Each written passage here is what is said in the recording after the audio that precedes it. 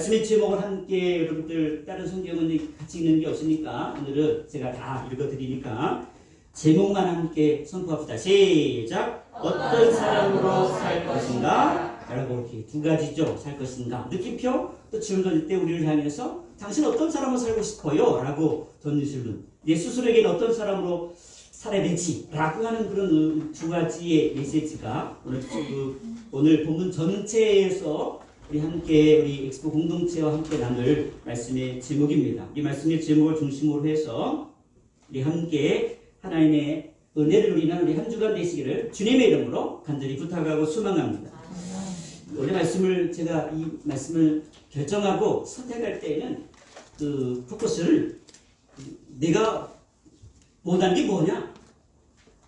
너의 소원이 뭐냐? 라고 하는 것에 포커스를 맞추고 그렇게 제가 마음을 먹고 거기에 모든 초점을 맞춰서 이렇게 설교를 준비를 하고 있는데 제 의지와 관계없이 준비하다 보니까 전혀 다른 방향으로 말씀을 준비하게 됐습니다. 그래서 하나님께서 우리 모든 성도들에게 이것이 더 우리 공동체의 어떤 간절한 소원보다도 정말 필요한 것은 우리가 어떤 사람으로 살아야 되는 것인가에 더 하나님께서 이번 한 주간에 우리 공동체에 더 필요한 말씀인가 보다 그렇게 순종하는 마음으로 이렇게 말씀을 준비했습니다. 오늘 본문의 말씀 아주 유명한 말씀이 있고 잘하는 말씀이 있지만 유명하고 잘하는 말씀일수록 우리가 굉장히 중요한 부분들을 그냥 넘겨버릴 때가 있습니다. 오늘도 여러분들이 그 단어 하나하나 띄어쓰기 그 글자 하나하나들을 좀 세심하게 살펴볼 수 있고 하나님께서 이 본문의 말씀을 통해서 오늘을 살아가는 저와 여러분들에게 과연 나는 그럼 어떤 사람인지 앞으로 21세기를 살아가는 이 험악한 시대를 살아가는 저와 여러분들이 어떤 사람으로 살아가야 이 시대에 정말 하나님께서 원하시는 빛과 소금의 역할을 감당할 수 있을 것인가 라고 하는 것들을 확증하는 시간, 축복의 시간 되시기를 주님의 이름으로 간절히 부탁하고 소망합니다. 오늘 첫 번째로 오늘 기억할 것은 여리고. 여러분 여리고 하면 어떤 것이 머릿속에 떠올라요? 여리고.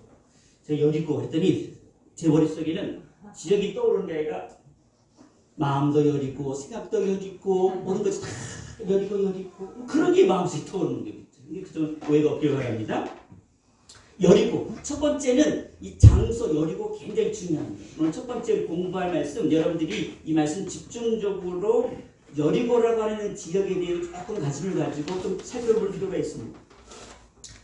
예수를 만난 곳 오늘 바디메오가 예수를 만난 곳이 어떻게 해요? 여리고입니다.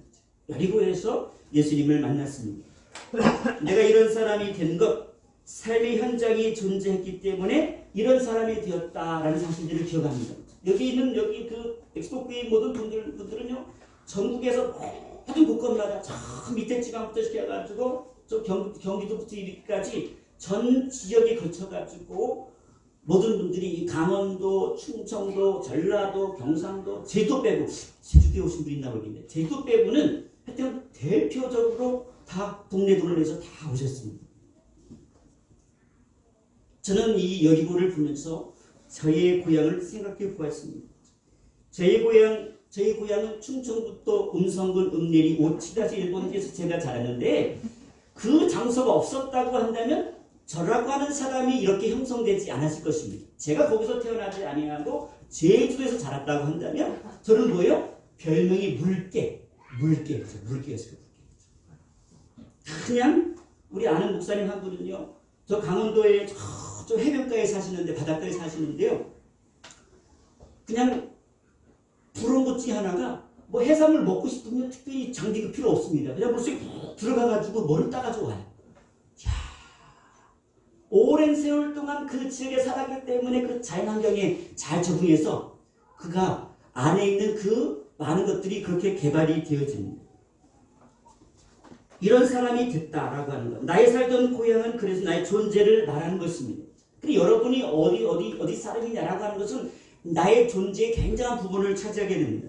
바다에서 자란 사람, 시골 산속 한골에서 자란 사람, 넓은 들판에서 자란 사람, 대도시에서 자란 사람, 중소도시에서 자란 사람 등등 사람은요 환경의 지배를 받기 위해 환경 영향을 받고 살아가게 되어 있습니다. 반드시 그렇습니다. 나는 전혀 그렇지 않아요. 여러분들이 그 여러분들이 말투, 언어도 어떻게 해요? 환경의 지배를 받았기 때문에 그 언어가 형성이 되어집니다. 충청도에 사는 사람들은 다 뭐예요? 유자를 붙잖아요. 그렇죠? 충청 사람들이 말투가 제일 가장 빠릅니다. 대한민국 가장 빠른 말투가 충청도 말투예요. 됐슈. 그럼 끝나는 거예요. 서울은 됐습니다. 됐거든요. 이렇게 하는데 충청도는 아주 심플해. 됐슈. 냅둬요. 그럼 끝나는 거예요. 내버려 두세요. 그래서 냅둬요. 세 글자를 줄입니다. 사람들 충청 사람은 느리다고 생각하는데 결코 느리지 않습니다. 가장 천천히 얘기하면서 가장 빨리 하는 스타일이 충청도 스타일입니다. 여러분 오해가 없기를 바랍니다.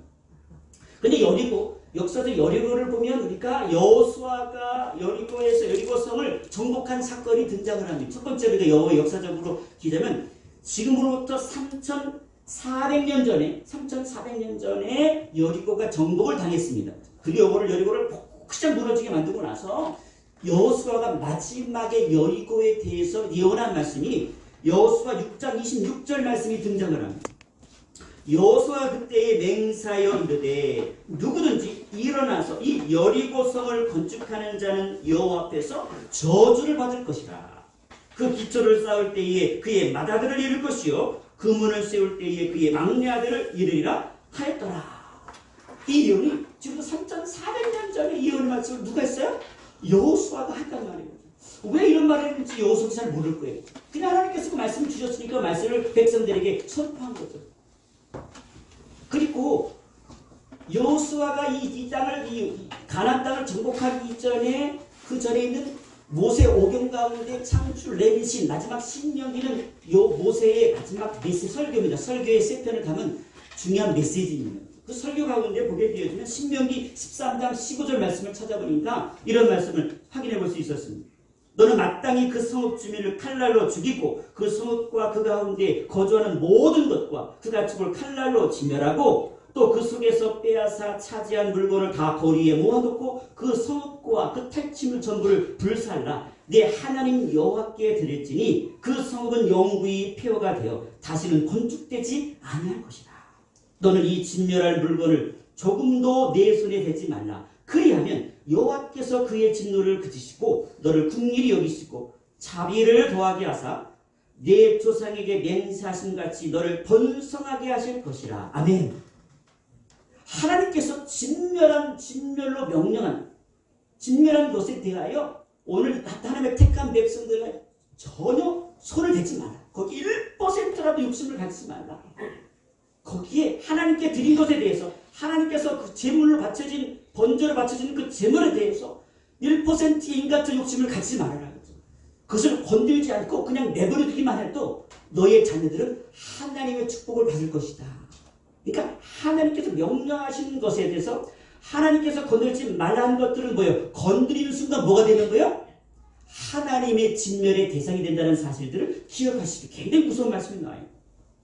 그리고 나서 500년이 지나고 기원전 900년대입니다. 기원전 905년. 기원전 905년이 지금부터는 2900년 전에 이스라엘 역사 가운데 가장 나쁜 사악한 왕이 있었습니다. 하나님의 마음을 가장 아프게 했던 왕. 그 왕이 누군지 아시죠? 부인 때문에 다 말아먹은 왕. 이씨 부인을 맞이해서 다 말아먹은 왕. 그래서 승도 아합 때였습니다. 아합 때. 지금부터 기원전 905년 전 일입니다. 그때 우리 하나님께서는요, 아합이 얼마나 상태가 안 좋은지 하나님께서 싫어하는 것만 골로서 했던 그런 아주 추잡스러운 왕이었습니다. 그들이 얼마나 추잡스러운지 아주 우상을 너무너무 사랑해서 그 와이프가 그 우상을 섬기는 아주 선교사 아닙니까? 그죠? 우상 선교사 아닙니까? 그래서 그 와이프 말을 듣고 정말 온 나라를 그냥 하나님께 싫어하는 그 우상단지로 만들어버린 사악한 왕이었습니다.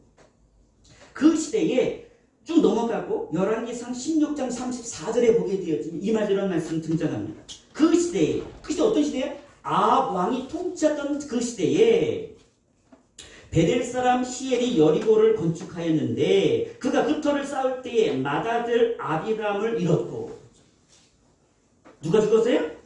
큰아들이 여리고를 건축하다가 죽어버렸어. 큰아들이 죽었어. 그래 그만둬야지. 큰아들 죽으면 그만둬야지. 그 성문을 또 세울 때에 막내 아들 수급을 밀었으니 여호와께서 눈의 아들 여호수아를 통하여 하신 말씀과 같이 되었더라. 성경이 정확하게 이것을 기록해요. 500년 전에, 대충 따져도 500년 됐어요. 500년 전에 여호수아 이브를 통해서 이 성을 건축하는 자는 맏아들과 막내 아들을 잃을 거다라고 분명히 말씀했는데, 그 말씀은 뭐예요? 500년이 지난 다음에 사람들이 500년을 다 잊어버리죠. 우리는 뭐 500년 필요 없고 그냥 경배 시간 지금 다 잊어버리죠. 이것을. 이런 설교 듣고 나면 어떻게 해요? 경배 시간 지나면 목사님 뭐라고 말씀하셨지? 기억나는 건 뭐예요? 머리가 허연 목사님 머리털만 기억나요. 우리 목사님 머리털 허했지. 근데 지난번보다 흰머리가 5개가 늘어났네. 뭐 숫자를 많이 가리고 있다 보니까 기억이 나는 게 없습니다. 근데 하나님께서는요, 500년 전에 선포하신 그 말씀들을 뭐예요? 500년에 정확하게 한치 오차 없이 이루어 주셨습니다.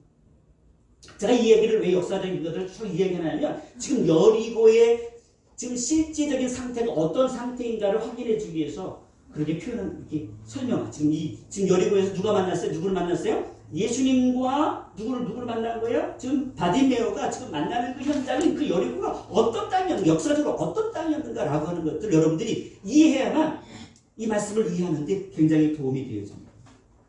당시 여리고는요, 지금 예수님 당시 넘어갑니다. 다시 이제 2000년 전으로 더 넘어갔어. 또 900년이 지난 다음에 900년이 지나고 나서 누가 오셨어요? 예수님이 오셨단 말이에요. 이 사건이 일어나는 이후에 900년이 지난 이후에 예수님이 오셨을 때 여리고 이미 무너진 성을 어느 누가 건들면 다 죽으니까 사람들이 무서워가지고 그 무너진 폐허가 된 것들은 뭐예요? 절대 건들지 못합니다.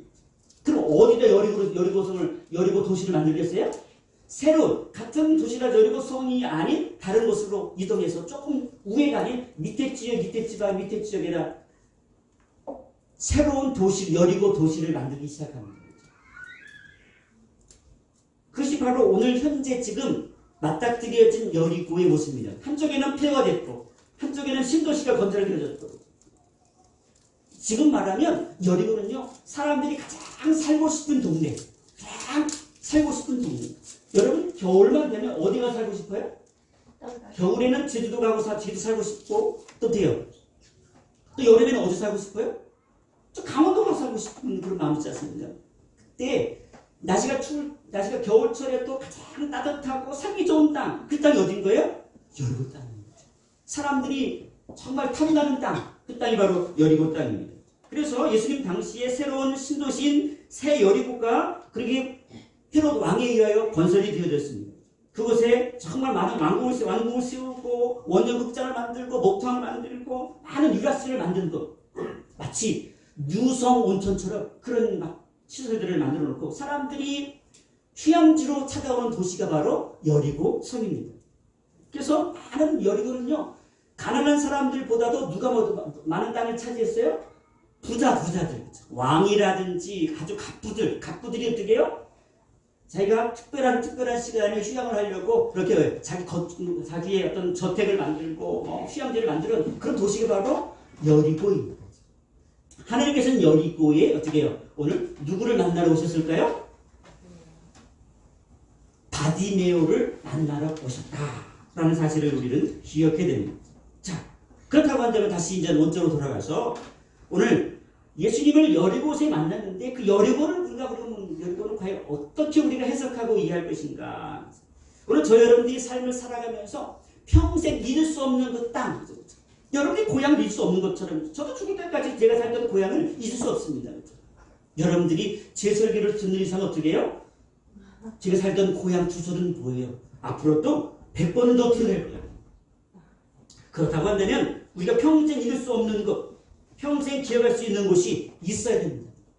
여러분이 정서를 만들어준 것, 육적인 정서를 만들어준 그 땅, 영적인 정서를 만들어준 그 땅, 여러분의 신앙의 토대를 만들어준 그 땅, 여러분이 가장 처음에 신앙생활했던 그 땅, 굉장히 중요하죠. 첫 번째 신앙을 시작했던 그 교회, 잊을 수 없는 교회죠. 제가 처음 신앙생활했던 교회는 뭐예요? 청주에 있었습니다. 청주에 있는 교회에서 처음으로 교회를 나갔습니다. 고3 때 처음 나갔던 그 교회죠. 평생 또 잊을 수 없죠. 오랫동안 그 교회를 다니지 않았지만 뭐예요? 그래서 가장 그곳에서 누구를 만났기 때문에, 예수를 만났기 때문에 저의 이 마음의 제2의 영적인 고향은 뭐예요? 청주에 있는 교회입니다. 그 교회죠. 이름을 밝히지 않겠습니다. 너무나 유명한 교회이기 때문에 이름을 밝히지 않겠습니다.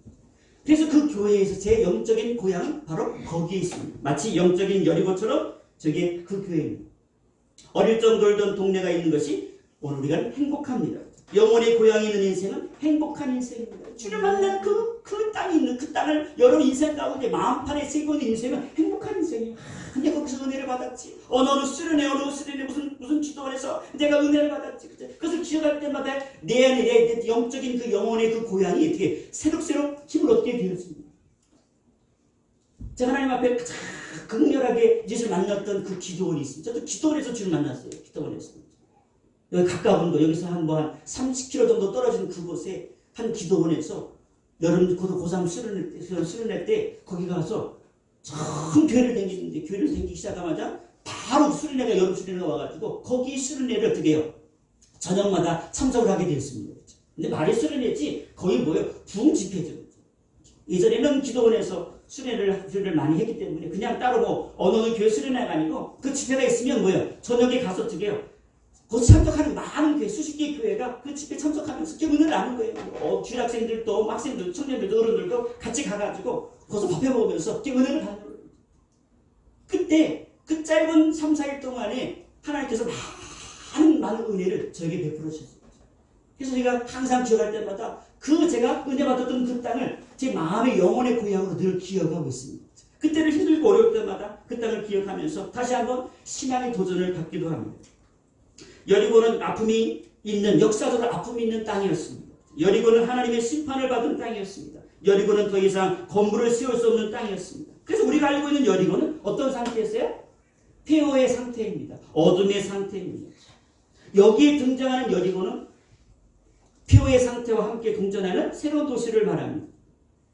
성도는 주님을 생생하게 만난 영적인 여리고가 절대적으로 필요합니다. 하나님, 때가 이 마지막에 주님 앞에 오시는 그날까지 새로운 하나님을 정말 인격적으로 만나고 극적으로 만나는 영적인 여리고 제1, 제2, 제3 우리가 살아오면서 많은 고향들이 있지 않습니까? 태어났던 고향, 내 많은 시간들을 살았던 그 모든 학창시절을 보냈던 그 고향, 그죠? 청년의 시절을 보냈던 그 고향, 그죠? 많은 고향들을 가지고 있는데 그 어떤 육신의 고향보다도 영적으로 다시 한번 재충전받을 수 있는 고향이 나에게 필요합니다. 물론 빨리 뭘 기도원도 가고 뭐 수련회도 가서 은혜를 받는 것도 중요하지만 정말 내가 있는 이곳에서 영적인 여리고로 만들어서 이곳에서 하나님을 인격적으로 만나는 영적인 여리고가 될 수 있도록 주님 축복해 주옵소서. 아멘.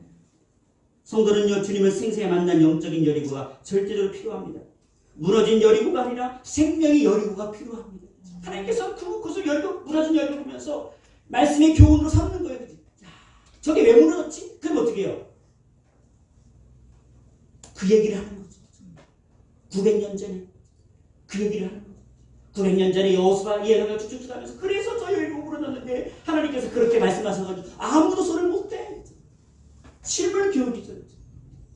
그래서 여기 이 땅에 새롭게 도시가 생겨진 거야. 그죠? 오늘 안에 무너진 것만 바라보면 우리 모든 것이 뭐예요? 답답하고 속상하죠. 하지만 무너졌다고 해서 포기하지 않고 하나님께서 우리 새로운 영적인 여리고를 만들 때가 되었다. 주님이 계신 곳이면 어디든지 뭐예요? 생명의 열을 맺는 땅이 되어 수 있습니다. 어둠의 땅에도 무너진 그 땅에도 누가 있으면 됩니까? 우리 안에 진정한 생명 대신 예수 생명이 우리의 인생 가운데 들어오면 뭐예요? 거기가 뭐가 되는 거예요? 폐허된 여리고가 아니라 생명의 여리고가 된다는 사실들을 우리는 기억해야 합니다. 어둠의 땅이 빛의 땅으로 바뀌어 살 수 있는 역사가 나타납니다. 우리의 인생은 항상 이런 극적인 장소를 필요로 합니다. 이 극적인 장소. 영원히 잊을 수 없는 극적인 장소. 저도 주님 만나는 것을 잊지 못하는 것처럼 여러분도 그 땅, 여러분 주님 만났던 아주 극적인 장소, 내 평생 가장 강렬하게 은혜를 받았던 그 장소를 여러분 평생부터 잊지 못합니다. 그 장소. 힘들고 어려울 때마다 그 장소를 떠올리면서 그때 나에게 주셨던 그 주의 종을 통해서 주의 종도 기억할 영원히 잊지 못하고요. 그 주의 종을 통해서 말씀드린 한 말씀 한 말씀들이 우리의 마음에 와닿습니다. 우리 마음에 와닿습니다. 청년 시절을 보낼 때에 물론 선교단체에서 보냈습니다. 몇 년 전에 우리 교회 강사님 오셨던 우리 주석태 목사님 영적인 멘토기도 하고 스승기도 합니다. 학창시절 4년 동안의 캠퍼스 생활을 하면서 4년 동안 일주일에 몇 번의 그분의 말씀을 통해서 기독적으로 막 은혜를 받아 청년 시절에 가장 강력한 말씀에 영향을 준 분은 물론 담임 목사님도 있지만 누구로 더 고문다고 하냐면 주목사님. 주목사님은 되게 많은 은혜를 받았습니다. 사실은. 서로 싸우기도 했지만 은혜도 많이 받았습니다. 그것이 제 안에 영적인 토양이 되어서 저라고 하는 전 목사라고 하는 하나님의 사역자가 세워졌다는 사실들을 우리는 잊지 말아야 합니다. 영적인 열이가 없었다면 우리는 여전히 어둠에서 발버둥치며 살고 있었을 것입니다. 누군가를 탓하며 누군가를 원망하며 내가 왜 하필 이 산속에 태어났어. 내가 서울 특별시에 태어났으면 나는 그냥 엄청난 대단한 사람이 되었다고 우리는 그렇게 자조하기도 하고 한탄하기도 하죠. 우리의 삶에서 상처와 폐허와 고통을 겪지 않은 분들은 이 세상에 한 명도 존재하지 않습니다. 저분은 늘 행복하고 늘 편안하겠지. 평생도 저렇게 금수저 집에 태어났으니까 평생도 편하게 잘 자라겠지. 천만의 말씀입니다. 사람은요, 겉으로 보는 그 환경에 그 모습이 화려하고 넉넉하고 부족함이 없는 모습을 보면 다 행복할 것처럼 보이지만 결코 그렇지 않습니다. 그 가정 속으로 들어가기 시작하면요, 그 가정 속에서 다 아픔이 있고 고통이 있고 슬픔이 있고 절망이 똑같이 있습니다. 부자는 다 행복하고 요직이 연약하면 다 불행하고 그럼 어떻게 해요? 그럼 무슨 재미로 살 거예요? 결코 하나님은요, 이 물질의 많고 적음을 가지고 우리의 행불행을 좌우하진 않습니다. 가장 행복한 나라가 대한민국인 줄 믿고 생각하지 안 그렇습니다. 물질로는 가장 가난하고 연약한 나라이지만 그들의 행복지수는 가장 높은 나라. 정말 많습니다. 그런 걸 보면 사람의 행불행은 물질에 있는 것이 아니고 어떻게 해요? 우리 안에 어떤 것을 품고 있냐에 따라서 달라지기 시작합니다. 두 번째, 누구를 만나는가가 우리 인생이 달라집니다. 두 번째는 만남에 대한 이야기를 오늘 성경은 우리에게 소개하고 있습니다. 인생에 좋은 스승을 만나야 됩니다. 좋은 친구를 만나야 됩니다. 나쁜 친구를 멀리해야 합니다. 욕하는 친구를 만나면 욕쟁이가 되지요. 세상을 탓하는 친구 만나면 세상 탓만 하다 인생이 끝나버립니다. 비판하는 사람을 만나면 나도 모르게 비판자가 되어버린 것을 우리는 경험하게 되어집니다. 인생에서의 만남은 그래서 대단히 중요합니다. 성도는 자기에게 맞는 하나님의 종들을 만나기 위해서 기도합니다. 하나님께서 나에게 허락하신 하나님의 공동체, 이 공동체에 있다라고 하는 것은요, 복 중에 복입니다. 축복의 축복이에요. 저 잠시 수개월 동안에 이제는 그 삶을 하고 제가 내가 편하게 다닐 수 없는 교회가 있었던 때가 있었어요. 몇 개월 동안. 제 평생에 예수 믿는 게 처음이었어요. 근데 주일만 되면 오늘은 어느 교회 가야 되나. 식구도 죽은 식구도 아니잖아요. 식구가. 5식구를 거느리고 어느 교회를 가야 되는데 대전에 2,000교회가 넘는데 갈 교회가 없는 거예요. 주일 아침 되면 갈 교회가 없는 거예요. 그 어디는 가야 되잖아요. 목사가 돼가지고 어떻게 가장이 돼가지고 예배 안 드리면 안 되잖아요. 근데 예배를 드리고 와도 마음이 편하지 않은 거예요. 예배를 깨운 거지 예배를 드린 게 아니었어요. 그냥 앉았다가 예배 끝나면 드려요. 소살같이 그냥 가족들 데리고 나와요. 몇 개월 동안 그들 경험하면서 내가 섬길 수 있는 교회에 마음껏 하나님 여길 수 있는 공동체에 있다는 것이 이렇게 큰 축복인 줄을 제가 생생하게 경험했습니다. 주일 아침 되면 내가 갈 수 있는 교회가 있다는 것이 얼마나 축복이고 은혜인지를 그 당시에 생생하게 경험하게 됐습니다. 인생에서의 만남은 그래서 중요합니다. 가장 중요한 것은요, 인생 가운데서 어떤 만남과도 예수를 만나는 만남이 없다고 한다면 우리의 인생의 어둠에서 벗어날 수가 없습니다. 주를 만나지 않고 이상한 존재를 만나면 이상한 인생이 되어집니다. 잘못된 만남은 빨리 정리해야 됩니다. 잘못된 스승, 영적으로 우리를 망하게 하는 스승들, 얼마나 많은 망하는 스승들이 있는 잘못된 성경은 뭐예요? 거짓 교사라고 성경 기록 거짓 교사, 거짓 선지자거든. 이 세도 여전히 존재합니다. 우리나라에 재림 예수가 몇 명인지 아세요? 제가 알기로도 50명이 넘는 거야. 50명. 재림 예수가. 근데 그럼 진짜 재림 예수면 어떻게 해요? 세상 끝난 거잖아요. 50명이나 되면 50명이 넘는데 몰라. 옛날에 50명이 지금 더 늘어났을 거예요. 매년마다 재림 예수들이 자꾸 늘어나는 상태이시니까. 주님이 함께하자는 곳에는 가지 않기를 소망합니다. 주님이 함께하자는 그 사람 앞에 가지 않기를 소망합니다. 좋은 곳에 가야 좋은 사람 만날 수 있습니다. 누구를 만나는가에 따라 우리 인생이 달라지는 것들을 기억하시기를 원합니다.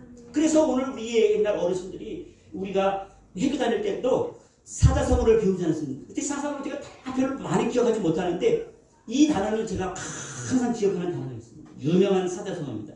어떤 단어인지 여러분 상상을 해보시기 바랍니다.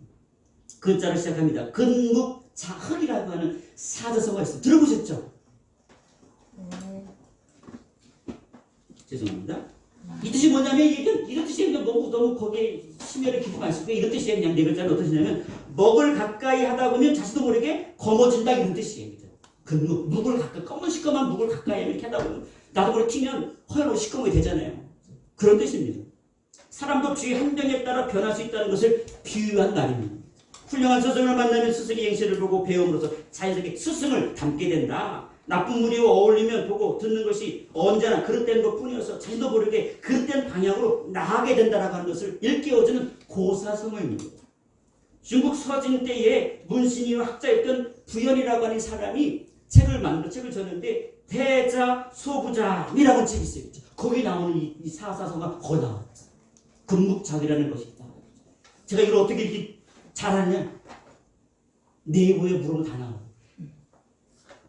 영적인 만남을 원하십니까? 그러면 주님의 음성이 들려지는 곳으로 가야 됩니다. 좋은 만남을 원합니까? 그러면 내가 좋은 사람이 되어야 됩니다. 바디메오는 주님과 유일한 만남을 그냥 지나치지 않고 목숨을 걸고 그 만남은 뭐예요? 내 인생의 가장 극적인 만남으로 성사시켰습니다. 붙잡았습니다. 모든 것을 내려놓고 붙잡았습니다. 여러분 인생 가운데 정말 이 만남만은 내가 놓치지 말아야지라고 하는 만남. 물론 사람과의 만남은 뭐 만나기도 하고 헤어지기도 하고 서로 어그러지기도 하고 그렇지 않습니까? 그런데 주님과의 이 영적인 만남들이 여러분 인생 가운데 부어졌을 때 그때는 뭐야? 결단코 놓치지 않기를 원합니다. 꼭 만나야 됩니다. 언제마다?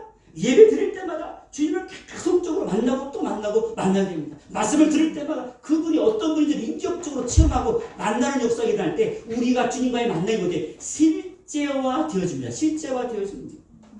그래서 하나님께서는 바디메오는 이 세상에서 가장 어떤 사람이 되었습니까? 행복한 사람이 되었어요. 가장 행복한 사람.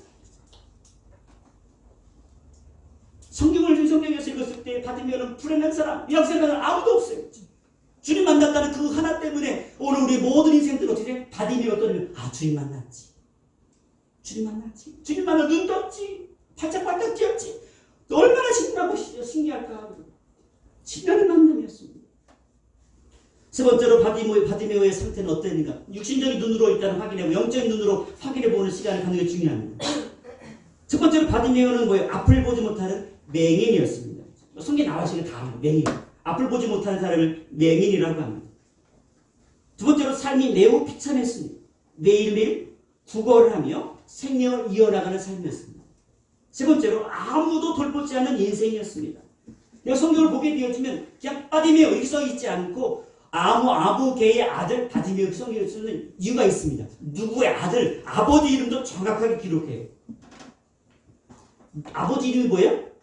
디메오의 아들인 맹인 거지 바디메오 이렇게 해서 여러분 그것을 정확하게 읽으셔야 됩니다. 그럼 뭐예요? 아버지 이름을 성경에 이렇게 이름을 언급한 것은 목적을 가지고 언급한 거예요. 그렇죠? 그냥 추상적인 이름에 실제 존재한 인물이었습니다. 이 사건이 그냥 꾸며낸 이야기가 아니고 실제로 존재했던 사람의 실제적인 사건이라고 하는 것도 중요합니다. 근데 중요한 것은 저는 그런 관점보다도 아무도 돌보지 않은 인생이었다는 것에 초점을 맞췄습니다. 왜냐하면 자식이 지금 앞을 보지 못하는데 뭐예요? 밖으로 내쫓아서 뭐 하겠어요? 동냥을 하면서 구걸을 하면서 살도록 만든 인생으로 바꿨다고 한다면 그 아버지는 누구를 포기한 거예요? 내일은 그 아들을 포기한 거예요. 아버지도 포기했습니다. 육신의 부모조차도 포기한 인생이었습니다. 삶의 터전이 제대로 없는 인생. 항상 어디에서 하루 종일 어디에 사는 인생이었어요? 길가에 사는 인생. 그게 바로 바디메오였습니다. 사람들이 다들 꺼려하는 처지에 있는 사람이었습니다. 길거리에 앉아서 하루 종일 앉아서 구걸하는 걸 누가 가까이 가 친절하게 대하겠습니까? 아무도 가까이 하는 인생이었습니다. 누가 보아도 미래가 보이지 않는 상태에 있는 인생이었습니다. 미래가 없는 거예요. 이거는 뭐야? 흑서 수준이 아니라 그냥 뭐야? 흙탕물 만든 수저와 같은 그런 존재였습니다. 누가 봐도 초라한 인생이었습니다. 행복한 모습이라고는 전혀 찾을 수 없는 인생. 눈으로 볼 때 그랬다는 거죠. 그 사람 지나갈 때마다 세 단어를 외쳤겠죠. 쯔쯔쯔. 혀를 차면서 아유 누가든지 참 불쌍하다. 그렇게 말을 하면서 수없이 그런 소리를 들었겠죠. 스트레스 받을 정도로 들었겠죠. 어둠을 사는 인생이었습니다. 깜깜한 거죠. 태어날 때도 지금까지 빛이라고는 한 번도 겪어보지 않은 어둠을 살았던 인생이었습니다. 자신의 실적인 상태를 알 수 없는 인생이죠. 내가 거울 한번 보고 거울이 어떤지 제가 5월달이 되고 그래가지고 저는 머리도 허옇고 그래서 제 나름대로는 야 이제는 좀 시원하게 뒤로 지켜가지고 뭔가 조금 머리 스타일을 좀 바꿔야 되겠다 해가지고 오늘 큰 마음 먹고 기도하는 가운데 드라이를 열심히 해가지고 그냥 젤을 갖다가 그냥 오랜만에 젤 입고 오래되면 또 못 쓰니까 아까워가지고 저를 빨리 젤을 써가지고 젤을 발라가지고 또 드라이를 하고 또 누르고 그때 이름이 얼마나 교만한지 또 쓰고 이게 무슨 고스톱치도 아니고 자꾸 누르면 또 쓰고 5분 10분간 쓰기를 하다가 내리 결론은 거야. 하나님 뜻이 아닌가 보다. 나 이 모습대로 그냥 설교를 안 하고 다시 또 머리를 다시 또 샴푸로 감고 원래 상태로 회복했습니다. 만약에 제가 앞을 보지 못했다고 한다면 머리가 섰는지 머리가 허연지 검은지 뭐 있는지 없는지 알게 뭐예요. 옷이 찢어졌는지 부끄러움이 보이냐 보지 뭐 할 수가 있겠지. 부끄럼조차도 알 수 없는 인생. 옷이 더러워지도 더러워졌는지 자신 실체를 알 수가 없습니다. 자신의 부끄러움을 알 수 없습니다. 사람들이 시선을 보지 못하기 때문에 사람이 나를 애처롭게 보는지 안타깝게 보는지 불쌍히 보는지 뭐 안 보이니까 모르는 거예요. 소리로만 알 수 있죠. 소리는 그냥. 사람들이 수근거리는 소리만 듣고 나에게도 뭐라고 쭈글쭈글 거리는구나. 한마디로 보면 바디메오의 눈에 보이는 상태를 제가 쭉 말씀보면서 묵상하면서 하나님께 주신 말씀들을 쭉 원고를 적으면서 뭐 이외에도 더 많은 부분들을 뭐 30가지 100가지라도 적으면 적을 수 있을 것 같아요. 그 바디메오의 지금 상태. 누가 보면 어떻게 해요? 아무에게 또 바디메오는 뭐예요? 누가 봐도 어떻게 바디메오는 뭐예요? 인생 이제 끝난 거예요. 다른 소망이 없는 거죠. 뭐처럼 폭삭 무너진 여리고성처럼 아무 소망이 없는 거죠. 더 이상 그 인생 가운데 뭘 새롭게 뭘 하려고 하는 뭐 도전을 주고 뭘 하거나 아무 소망이 없는 그런 인생이 있어요. 그런데요, 오늘 네 번째로 바디메오를 또 다른 시각으로 연구를 해봤는데 바디메오에 그럼 어떤 사람이었는가? 겉으로 볼 때 그런데 오늘 전체적인 본문 전체를 보면서 바디메오는 어떤 사람이었는가를 분석해보니까 깜짝 놀랐어요. 바디메오는요, 삶에 대한 애착이 있는 사람이었습니다. 여러분들 안 보이는데 아버지가 쫓아내가지고 네 신앙은 네가 책임져 있는 거라고 내쫓았는데 삶에 애착이 없으면 어떻게 해요? 구걸하겠습니까? 그냥 뛰어내리고 말죠. 자신의 삶에 대해 애착 있는 사람이었습니다. 어떤 상황 난 살아야 돼. 눈이 안 보이지 않아서 살아야 돼. 삶에 대한 애착 있는 사람이었습니다. 매일매일 구걸하는 것을 어떻게 해요? 삶에 애착이 없는 사람은 구걸하지 않습니다. 더 다른 요청하지 않습니다. 내가 살고 싶으니까 뭐 이렇게 해서라도 살아야 되겠다는 애착 있는 사람입니다. 긍정적인 표현에서 우리 다시 한번 이 바디메오를 연구하기 시작했습니다. 사람을 의식하지 않고 목적을 시선을 다하는 사람이었습니다. 많은 사람이 꾸짖고 조롱의 말과 무시한 말을 들으면 마음에 상처를 있습니다. 그 내성이 생겨가지고 어떻게 해요? 그 말에 상처를 입지 않습니다. 오늘 바디메오 보니까 상처가 아닌 거예요. 막 붙잡고 싸우지 않는 거죠. 바디메오 상처를 입지 않고 더 강하게 누굴 찾습니까? 주님을 찾습니다. 아멘. 주님, 나를 불쌍히 해주세요. 나를 불쌍히 해주세요. 세 번째로 바디메오는 자신이 정말 원하는 것을 알고 있는 사람입니다. 여러분들이 주님이 쭉 나타나가지고 여러분에게 너의 소원이 뭐냐 그러면 글쎄요. 기도 한번 해보고요. 그러면요 오늘 어떻게 해요? 내가 원하는 바 내가 스스로가 내가 정말 인생 가운데 원하는 것을 몰고 살아가는데 너무나 많습니다. 주님 언제 우리에게 나타나셔서 집을 던질지라도 여러분들이 내가 정말 원하는 것이 무엇인지에 대한 생각들을 매 순간순간 가져야 되겠죠. 하나님에게 원하는 게 뭐지? 정말 내가 원하는 거, 내가 하고 싶은 거, 내가 간절히 원하는 소원 무엇이? 어떻게 어떤 사람에게는 비전이 되어지고 어떤 사람은 꿈이 되어지고 어떤 사람은 소망으로 바뀌게 되어집니다. 자기 정말로 원하는 것을 알고 있는 사람. 여러분들에게 소를 묻는다면 정확히 대답할 준비가 되어 있기를 소망합니다. 자신의 처지를 정확히 아는 사람. 나를 불쌍히 여겨주세요. 나를 너무 잘 아는 사람이었습니다. 몰랐지 않는데 너무 잘 아는 사람. 나는 국일이 필요한 사람입니다. 나는 정말로 불쌍한 사람입니다. 나는 누군가의 국일이 없으면 살 수 없는 사람입니다. 아무것도 보이지 않아. 내가 할 수 있는 이유밖에 없습니다. 이렇게 해서라도 나는 살아내야만 하는 사람입니다. 나를 국일이 베풀어 주옵소서. 그렇다면 우리는 우리 자신의 처지를 얼마나 인정하고 있는가? 내 자신이 정말 불쌍한 사람이라는 것을 인정하고 있는가? 상담에서 보게 되어지면 오늘 자신에 대해서 자신을 어떻게 나는 누구인가에 대해서 항상 배우잖아요. 나의 존재. 내 자신을 위로하는 시간 갖잖아요. 내 병기라 참 너 수고했다. 너 7살, 6살 때, 7살 때 참 얼마나 고생했냐. 뭐 그러면서 그때의 그 힘들었던 그 시간들을 어려웠던 시간들을 보냈던 자신에 대하여 때로는 위로하기도 하고 때로는 격려하기도 하지 않습니다. 나 자신을 모르면 격려도 할 수 없고 위로도 할 수 없습니다. 그런 적극적인 사람이었습니다. 겉옷을 버려두고 뛰어 일어났다. 성경 보니까 적극적인 사람이었습니다. 나를 만나주겠다는데 어떻게 해요? 뭐가 문제가 되겠습니다.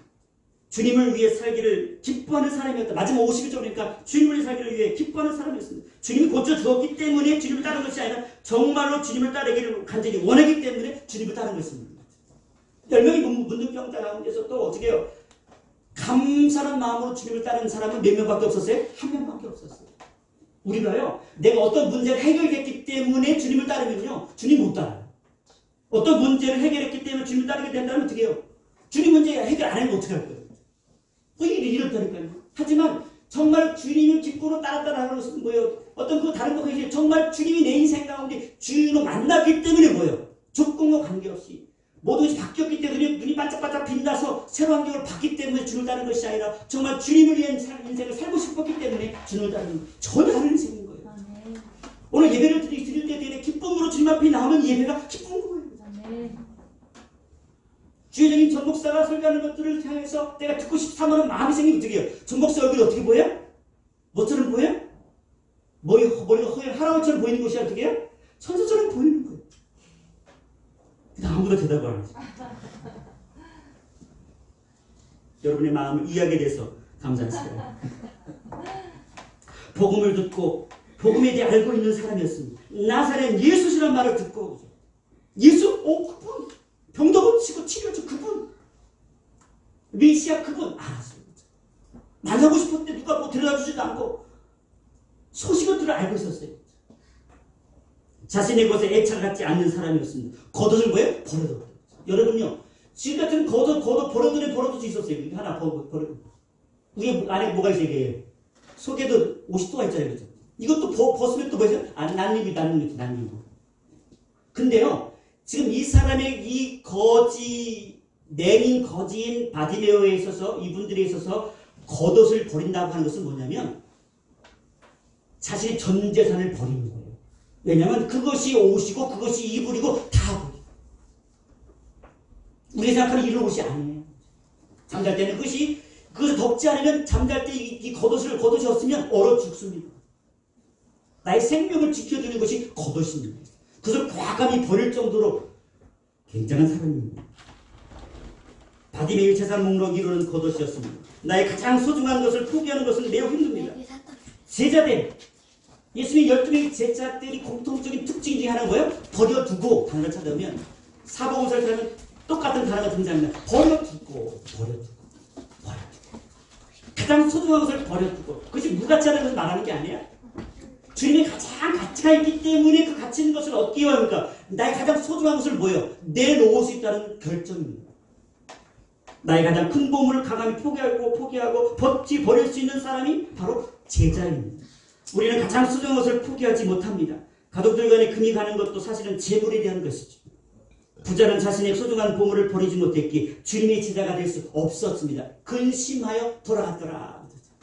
주님의 제자가 됐다는 거 안 됐다는 거예요. 주님의 제자가 안 됐습니다. 구원의 판단에서 떠나가 버리고 말았습니다. 여러분들도 이런 행동이 가능합니까? 버려두고 겉옷을 버려두고 성경은 그냥 버려도 그냥 아무 생각 없으면 그냥 옷을 얼마나 급하면 옷을 버려도 된다 했지만 여러분 곰곰이 가슴을 가만히 살펴보고 묵상하면 하나님께서 이 버려두고라고 하는 것에 굉장한 은혜가 있고 힘이 되어진다. 바디메오는 삶에 어려움이 있었지만 자아는 건강한 사람이었다. 제가 내린 글을 그거예요. 삶은 아주 어렵고 형편없고 부모도 버리고 그냥 이제는 뭐 그냥 이렇게 형편없는 삶이었지만 무엇만큼은 건강한 삶이었어요? 그의 심령만큼은 건강한 사람이었습니다. 진짜 건강한 사람은요 몸이 병이 없는 사람이 건강한 사람이 아니라 뭐가 건강한 사람? 이 영이 건강한 사람이 정말 건강한 사람. 아멘. 어떤 상황에 지배받지 않은 사람. 아멘. 상황을 뛰어넘는 사람. 이 시대의 모든 흐름을 뛰어넘는 사람. 역행하는 사람. 그 사람이 건강한 사람이에요. 말씀으로도 부족함 없다라고 인정하는 그 사람. 누군가를 원망하지 않고 자신에게 주어진 환경을 받아들이고 사는 사람. 저는 이쪽 읽어보면서 부모를 원망한 것이 있나 쭉 찾아가는데 부모 원망한 게 안 나오는 거죠. 부모를 탓하거나 예수 만나자마자 자기 소원이 뭐냐 얘기하면 소원을 얘기하지 않고 어떻게 딴 얘기하고 부모 원망하고 이런 거 하나님과의 깊은 만남도 이룰 수 없습니다. 바디메오는 아주 심플했어요. 그 안에 아주 건강한 자아를 가지고 있었어요. 부모가 나를 포기했다고 다른 사람들을 해코지하고 다른 사람들을 증오하고 부모를 원망하고 미워하지 않았습니다. 신세를 한탄하지 않았습니다. 내가 이 시간으로 태어났으면 이병철 회장님 내가 손주를 태어났으면 내가 그냥 이렇게 안 사는 건데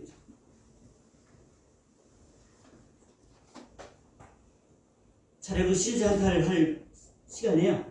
오늘 우리 안에 이 영혼이 건강하기와 소망을 갖는 것이 더 우리에게 소망이 있습니다.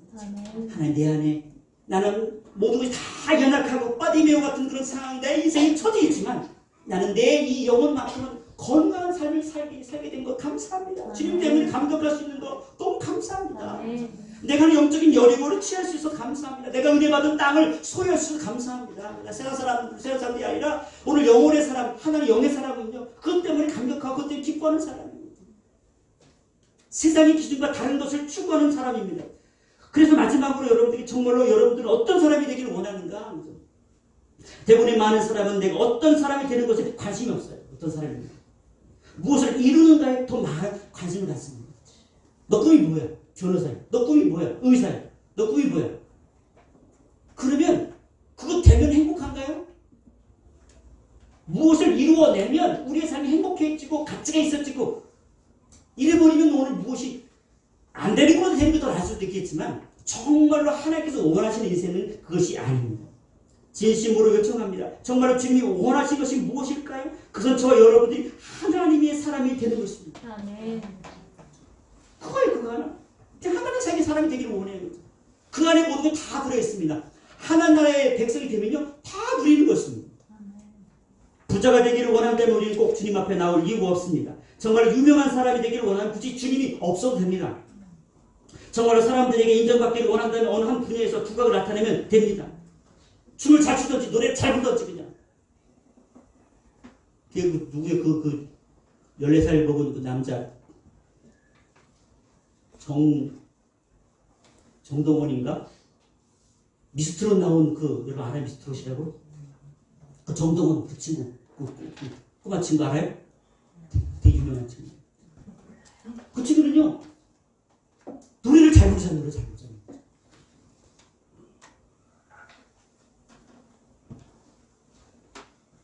저는 뭐 노래를 잘 못하는데 듣는 길이 있어가지고 저는 참 잘한다. 저는 대박이다. 그건 이제 알아요. 정말 잘하더라고. 그냥 평생 다 이룬 겁니다. 그 젊은 날 정말 하고 싶은 거 다 하고 살고 싶으면 굳이 주님이 필요가 없지요. 내가 하고 싶은 일만 하고 살고 싶으면 굳이 주님이 필요가 없습니다. 편하게 살고 싶은 마음이 있다면 굳이 주님이 필요가 없습니다. 육신의 즐거운 마음에 살기를 원한다면 굳이 주님이 필요가 없습니다. 이 땅이 전부라고 생각하고 살기를 원한다면 굳이 주님이 필요가 없습니다. 이 땅 전부인데 뭐 주님이 필요해요. 보이는 것이 전부라고 생각하는 사람은 굳이 주님이 필요가 없습니다. 근데 여긴 저와 여러분은 달라요. 난 주님이 필요해요. 주님 없으면 뭐예요? 주님 없이는 못 살아요. 아멘. 우리 주님 없으면 저 여러분 이 자리에 있었겠습니까? 저도 주님 만나지 않았다면 이 자리에 있었겠습니까? 저 주님 안 만났으면 어디 있었겠어요? 오늘도 사무실 출근했겠죠. 여러분 거기서 제일 부러워하는 부동산 재벌 됐겠죠. 제가 전공했으니까. 그래서 그냥 졸부 재벌 돼가지고 사람들 막 무시하고 막 갑질 행사하고 그냥 막 그렇겠죠. 그냥. 제 예수님 안 만났으면 그런 것도 남은 사람이에요. 제 얼굴을 보세요. 제가 지금 이렇게 살이 쪄가지고 살이 두룩두룩 쪄가지고 이렇게 토실처럼 보이는데요. 제가 결혼 전에는요. 여기다 마이너스 20을 빼야 돼요. 이 몸에다가 20kg를 20kg를 빼야 돼요. 생각해보세요. 요새 종목이 줄어가지고 이제 20kg, 15kg. 이 몸에다 15kg 더 빼야 돼요. 그게 옛날에 제가 결혼 전에 얼굴이었습니다. 북한 공작원처럼 생겼어요. 북한 공작원. 저 얼굴을 봐도 북한 너무 같아요. 사람들이 근데 신고를 안 해요. 신고를 안 해요. 신고했는데 해전할 때 신고를 안 하더라고요. 아빠 간척같이 생겼는데 신고를 안 다행히. 제가 충청도 사람이라 자랑을 해서 몰라도 충청도 음성은요, 시전대우 주소야 이렇게 하도 얘기해가지고 사람들이 신고를 안 해요. 제 충도 사람 맞아. 말하는 것도 천신없고 충도 사람 맞아. 주님 안 만났으면 그냥 내가 원하는 대로 목적을 달성하고 뭔가를 이루었겠죠. 정말 그렇다고 한다면 내가 주님 만나지 않았다면 정말 행복한 삶을 살 수 있었을까? 저는 결코 그럴 수 없다라고 결론을 짓습니다. 주님이 있었기 때문에 저는 지금 행복하지요. 주님의 사람이 되기를 사모하시기를 원합니다. 주님 만날 기회가 생길 때 결국 놓치지 않기를 원합니다. 꼭 붙잡으세요. 세상 없이 붙잡으세요. 우리가 해결할 수 없는 문제를 만날 때마다 전능하시고 사랑이 풍성하신 하나님을 의지하는 성도가 되기를 축원합니다. 흔들리지 않고 견고하여 굳건한 믿음의 성도가 되기를 축원합니다. 오늘 바디메오를 보면 연구하면서 제가 말씀 드리면서 바디메오가 어떤 분인가를 계속해서 어떤 사람인지 말씀 보면서 막 째려보면서 하루 절에 가 제중에 바디메오만 째려봤어요. 바디메오만 째려봤어요. 째려보면서 말씀 주면서 결국 하나님께 나에게 요구하는 것도 그렇고 하나님의 사람이 되는구나.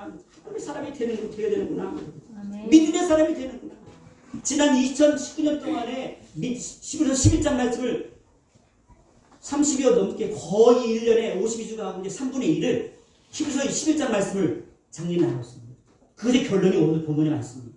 히브리서 11장 33절부터 마지막 절까지 오늘 결론입니다. 이런 사람이 되기. 난 이런 사람이 되기를 소망합니다. 너의 소원이 뭐냐? 나 이런 사람 되고 싶어요.